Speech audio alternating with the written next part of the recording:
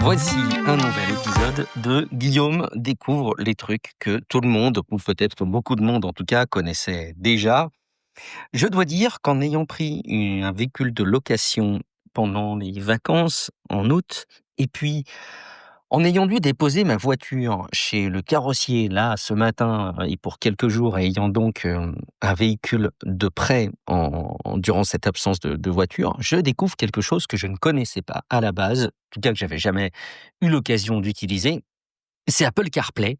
Alors oui, peut-être que beaucoup de monde connaît déjà. Ils vont se dire: «Mais enfin Guillaume, on est en 2025, tu as créé Tech Café, comment ça se fait que tu nous parles de ça maintenant? Tu devrais connaître depuis longtemps».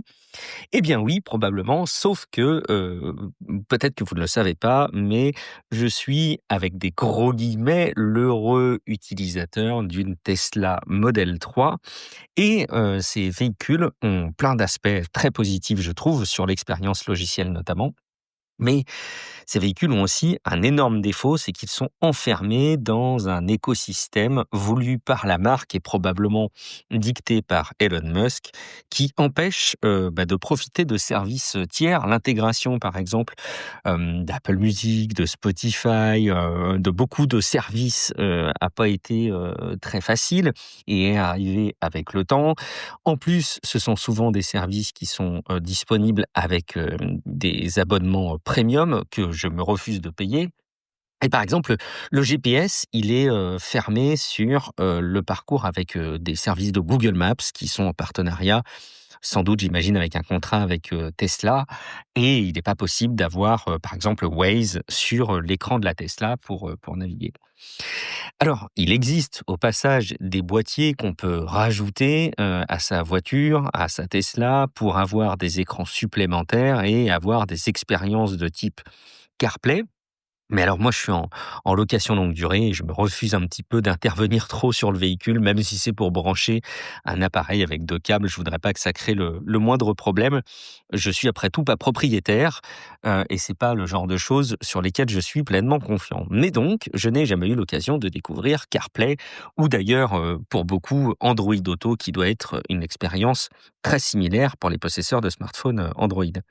Et avec la voiture de location cet été et la voiture de prêt, que j'ai depuis ce matin, il y a Apple CarPlay, qu'on peut avoir, en Bluetooth. Donc, voilà, il n'y a pas besoin de brancher de câble maintenant pour, profiter d'Apple CarPlay.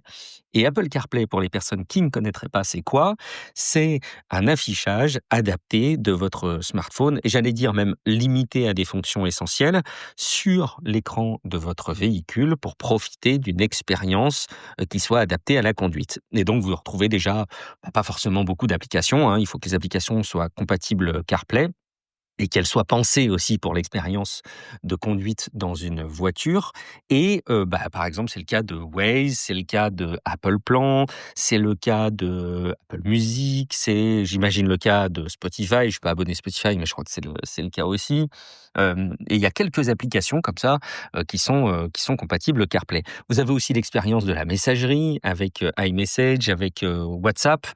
Pardon, iMessage avec Message, l'application de SMS et de messagerie instantanée, d'Apple, donc WhatsApp, voilà. Vous avez, quelques applications qui se retrouvent sur votre interface et honnêtement, je trouve ça juste génial de se dire que on garde l'expérience de son téléphone sur n'importe quel écran compatible CarPlay.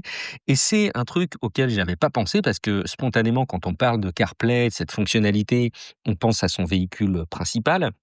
Mais il a aussi ce gros avantage que d'être, finalement une expérience unifiée, quels que soient les véhicules que vous empruntez et que vous utilisez, même s'ils ne vous appartiennent pas, même si vous en êtes pas un locataire, permanent.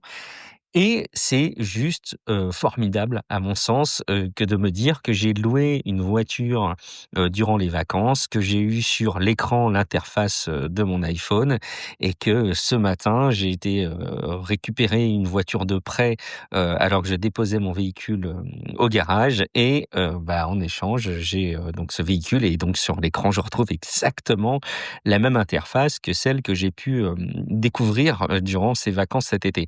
Donc voilà, je trouve ça vraiment extraordinaire, juste cette fonctionnalité. Pour Android Auto, ça doit être tout pareil. Voilà, je découvre la roue, hein, j'en suis à peu près persuadé, mais c'est absolument génial et on se rend pas compte de cette avancée qu'il y a pu y avoir, ces dernières années. Pendant quelque temps, c'était disponible via un câble. Maintenant, c'est disponible, plus facilement en Bluetooth et plus communément sans fil, en tout cas. Et on a cette expérience qui se retrouve quels que soient les véhicules qu'on emprunte. Franchement, je trouve ça, formidable et on souligne pas assez, l'intérêt de ces innovations. C'est ce que je voulais faire un petit peu avec ma petite prise de parole de ce jour. Allez, je vous souhaite une belle journée. Profitez bien de CarPlay ou d'Android Auto ou si vous envisagez de changer de véhicule, jetez un coup d'œil quand même, hein, pour voir s'il est bien compatible avec ces fonctionnalités qui sont, je crois maintenant, plutôt très répandues. Allez, bonne journée et à très bientôt pour un épisode de La Voix de Guillaume.